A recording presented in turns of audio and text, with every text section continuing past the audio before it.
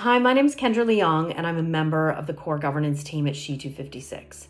I want to open my session with an acknowledgement of country, which is something that we do here in Australia, to pay our respects to the elders and the custodians of the land on which we're situated or meeting today. I acknowledge and respect the traditional custodians of this country who have inspired language and dreaming stories over many thousands of years. And I also want to pay my respect to the elders, those who have passed into the dreaming, those who are here today, and those of tomorrow. May we continue to peacefully walk together in gratitude, in respect and kindness, in caring for this land, this country, this world, and one another.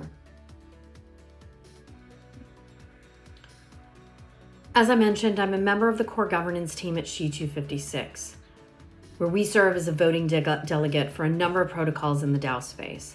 I'm also co-chair of the Uniswap Accountability Committee for Deployments. At SHE 256, we believe that Web3 will shape our future environmental, economic, and governance structures.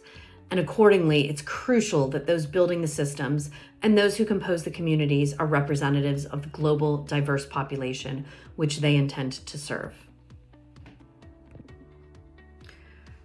As we all know, the world is not an equitable place. Whether it's food, water, energy, minerals, the reality is that some people in some countries have more resources than others. And even within countries, these inequities still exist. The same is true when we consider the environmental impacts on our societies, things like water or air pollution. These things are rarely equitably or fairly distributed. And in many cases, the impacts of development fall onto the least powerful people in society. Accordingly, it's very important that we think about equity and consider how these concepts interact with the other environmental and economic aspects of sustainability.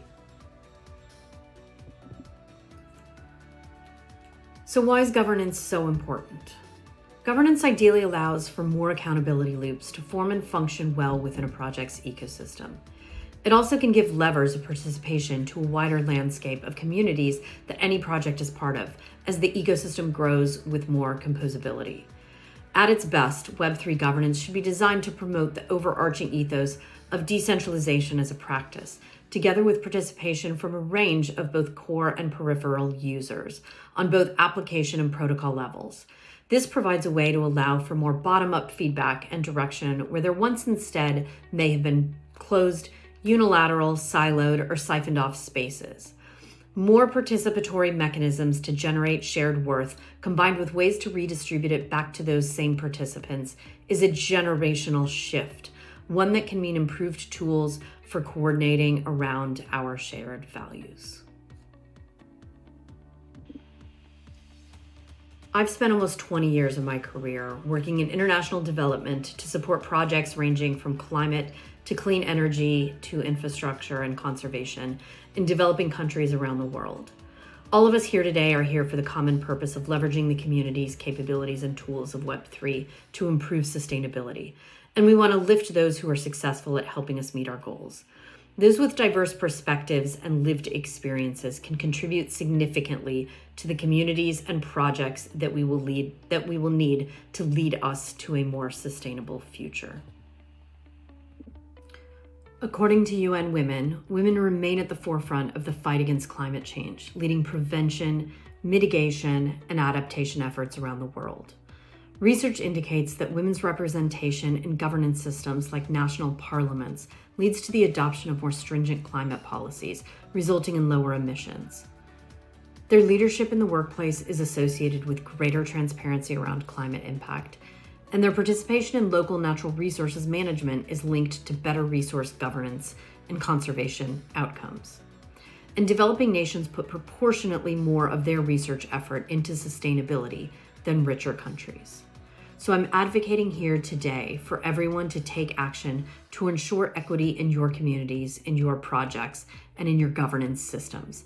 Not simply advocating for this because it's the right thing to do, but because it's the smart thing to do.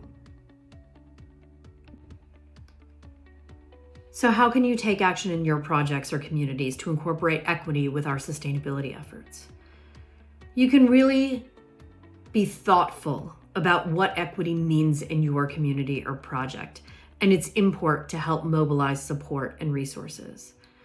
You can specifically include items in your constitutions or your bylaws to appropriately address these issues.